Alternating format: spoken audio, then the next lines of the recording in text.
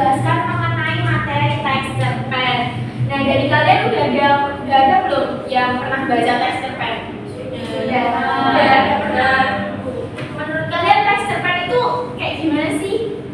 Bisa sekali baca. Oh ya. Sebelum memasuki materi yang akan Ibu ajarkan, terlebih dahulu Ibu akan mempresentasi kalian terlebih dahulu. Yang pertama, Najwa Nurhaliza. Yang kedua, Ahmad Haji. Hadir. Yang ketiga, Isnaini. Yang keempat, Berliana Mali. Kelima, Ahmad Arif Dayat. Yang keenam, Septi Febriani. Ketujuh, Nurul Atika. Kedelapan, Femas Ahmad Afandi. Oke, kita masuk semua ya. Selanjutnya Ibu akan menjelaskan mengenai teks cerpen. Oke, pengertian dari teks cerpen sendiri. Teks cerpen adalah singkatan dari cerita pendek. Sesuai dengan namanya, cerpen ini karya sastra yang menceritakan sebuah kisah dalam bentuk yang ringkas dan juga padat. Jadi permasalahannya ini dibuat seringkas mungkin. Terus, meskipun singkat, cerpen juga memiliki struktur dan juga unsur yang lengkap seperti karya sastra lainnya. Yang selanjutnya yaitu mengenai struktur dari teks cerpen secara umum. Ini adalah struktur dari teks cerpen. Yang pertama ada abstrak, orientasi, komplikasi, evaluasi, resolusi, dan juga kuda. Dari kalian, apakah ada yang bisa membantu Ibu untuk menjelaskan? Ayo, salah satu. Oh iya, baik, Mbak Betty. Abstrak merupakan bagian yang memberikan gambaran umum tentang cerita. Orientasi, pengenalan tokoh, latar waktu, tempat, dan suasana cerita. Komplikasi adalah rangkaian peristiwa yang menimbulkan konflik atau masalah. Evaluasi adalah puncak dari konflik atau masalah yang dihadapi tokoh. Resolusi, penyelesaian dari konflik atau masalah. Dan terakhir, koda, pesan yang ingin disampaikan penulis kepada pembaca. Baik, terima kasih Mbak Bali sudah membantu Ibu untuk menjelaskan mengenai struktur dan teks cerpen. Apakah ada yang mau ditanyakan dari struktur ini? Oke, baik, saya lanjutkan. Yang selanjutnya yaitu mengenai unsur dari teks cerpen sendiri. Unsur teks cerpen yaitu yang pertama ada tema. Tema itu ada gagasan utama yang ingin disampaikan penulis. Jadi penulis itu memiliki ide atau gagasan yang dituangkan menjadi sebuah cerita. Yang kedua ada tokoh, yaitu pelaku dalam cerita. Tokoh ini ada bisa tokoh manusia, hewan, ataupun tumbuhan. Dan selanjutnya ada latar. Ini ada latar tempat, waktu, dan juga suasana yang terjadi di dalam cerita. Yang selanjutnya itu ada alur. Alur sendiri ini adalah rangkaian peristiwa yang terjadi di dalam cerita. Alur sendiri ada tiga. Yang pertama ada alur maju, mundur, dan juga alur campuran. Biasanya alur yang dipakai di dalam cerita ini biasanya menggunakan alur maju dan juga mundur, atau bisa campuran, tapi untuk campuran jarang ya. Yang selanjutnya yaitu sudut pandang. Sudut pandang sendiri adalah cara pandang penulis dalam menceritakan kisah. Sudut pandang sendiri ini ada tiga. Yang pertama, sudut pandang orang pertama, yaitu dengan menggunakan kata ganti kata ganti aku, saya, dan juga itu biasanya dipakai. Lalu sudut pandang orang kedua biasanya kami yang dipakai. Lalu ada sudut pandang orang ketiga yang dipakai itu nama dari tokoh biasanya. Nah, yang selanjutnya yaitu adalah amanah, yaitu pesan moral yang ingin disampaikan penulis kepada pembaca. Yang selanjutnya yaitu ada gaya bahasa, yaitu penggunaan bahasa yang khas oleh penulis untuk menyampaikan cerita. Nah, gaya bahasa sendiri ini biasanya ciri khas yang dimiliki seorang penulis. Jadi ketika kita membaca sebuah cerita tuh pasti kita tahu, oh ini penulis dari ini, oh ini penulis dari ini. Jadi mereka itu memiliki ciri khasnya tersendiri ketika menuliskan sebuah cerita. Yang selanjutnya yaitu ciri-ciri dari teks cerpen. Ciri-cirinya yang pertama yaitu singkat. Jumlah kata dalam cerita cerpen ini terbatas, biasanya tidak lebih dari 10.000 kata atau bahkan kurang. Yang kedua yaitu padat. Setiap kata yang digunakan memiliki makna yang penting dan juga tidak bertele-tele. Yang ketiga yaitu memiliki konflik. Nah, terdapat masalah atau pertentangan yang harus dibacakan. Dalam cerpen sendiri, konflik yang diberikan itu biasanya tuh langsung nggak kayak novel. Kalau novel kan alurnya berjalan terus lambat biasanya kalau novel. Nah kalau cerpen sendiri itu biasanya cepat. Nah yang selanjutnya yaitu berfokus pada satu peristiwa. Nah cerpen sendiri biasanya berpusat pada satu kejadian utama. Biasanya tuh cerpen itu cuma fokus sama satu kejadian. Jadi konfliknya itu cuma satu ataupun cuma dua. Jadi nggak banyak konflik yang ditampilkan di dalam cerita pendek. Yang selanjutnya yaitu memiliki tokoh yang jelas.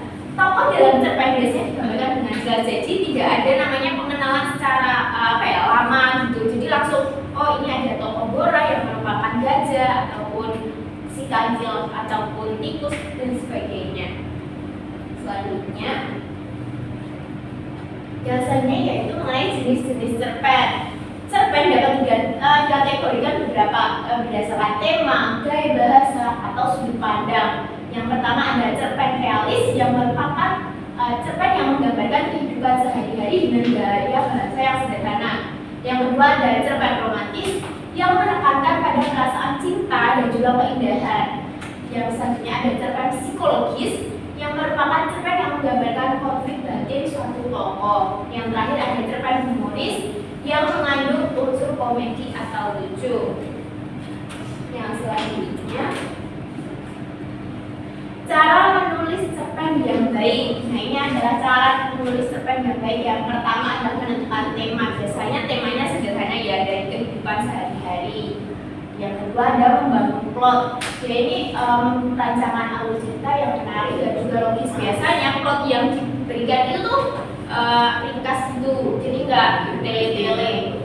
Yang ketiga adalah mengembangkan tokoh, yaitu menciptakan tokoh yang hidup dan juga menarik. Biasanya kan cerpen itu biasanya cuma ada 2 ataupun 3, tidak banyak. Dan dari tokoh yang sedikit itu dikembangkan secara berfokus hanya pada 1 atau 2 tokoh saja. Yang selanjutnya yaitu menggunakan gaya bahasa yang baik, pemilihan kata yang tepat dan juga bervariasi. Yang terakhir yaitu perbaikan tulisan, melakukan revisi berkali-kali untuk dapat memperbaiki kesalahan sebelumnya. Oke, yang selanjutnya yaitu Ibu akan memberikan LKPD kepada kalian. Sebelum itu Ibu akan membagi kalian menjadi 2 kelompok besar, yang bagi kelompok kiri dan juga kanan.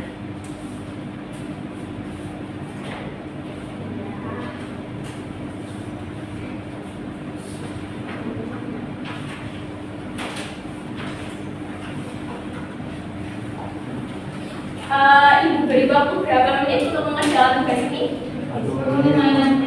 Salah. Sama sekali. 20 menit saja ya. Ya.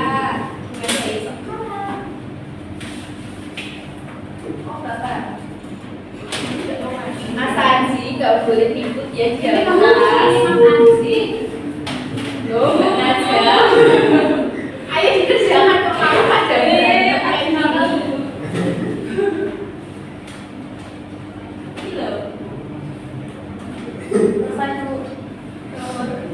selesai belum? Nanti tidak bekerja sebelum Mbak Raja. Udah? Kelompok satunya sudah apa belum? Itu lama. Saya kerjakan dulu. Saya kasih waktu 5 menit lagi ya. Saya dulu.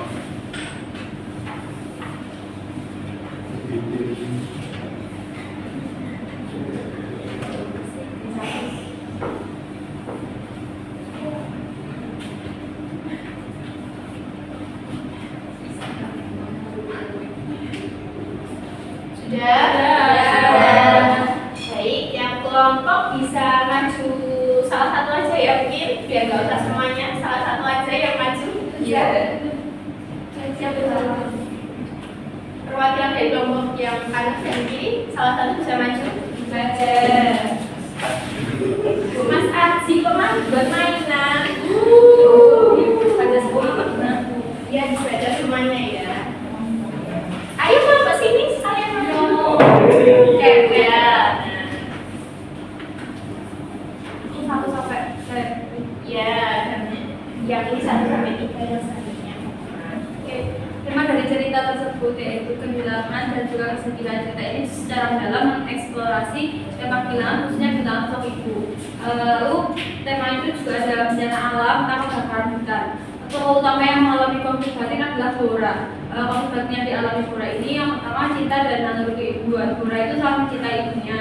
Dia ingin sekali menyelamatkan ibunya dari kobaran api yang besar, namun di sisi lain dia juga menyadari bahwa tidak hanya untuk menyelamatkan ibunya dapat membahayakan dirinya sendiri. Lalu yang kedua, keinginannya untuk membantu dan kepasrahan. Jadi Dora ingin sekali membantu ibunya, namun dia juga menerima kenyataan bahwa ada kekuatan alam yang jauh lebih besar dari dirinya.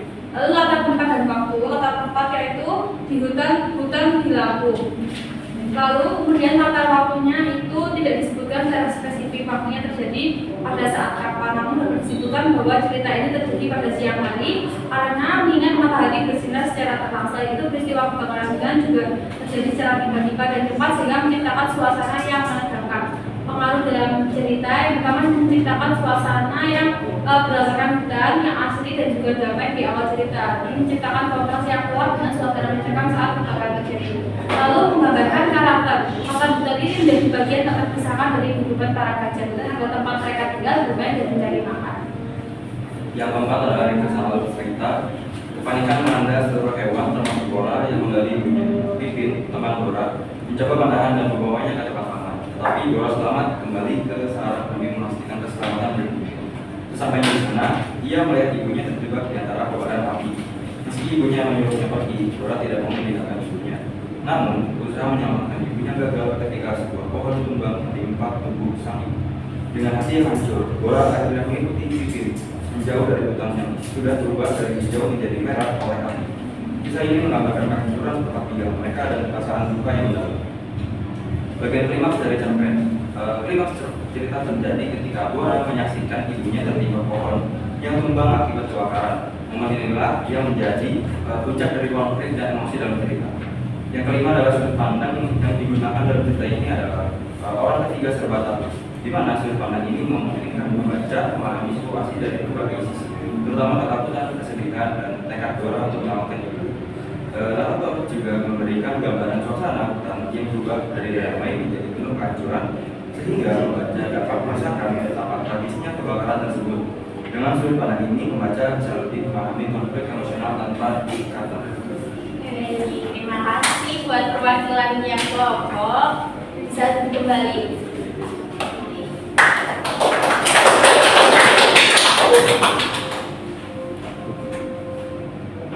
Oke, dari materi yang sudah Ibu sampaikan, apakah ada pertanyaan?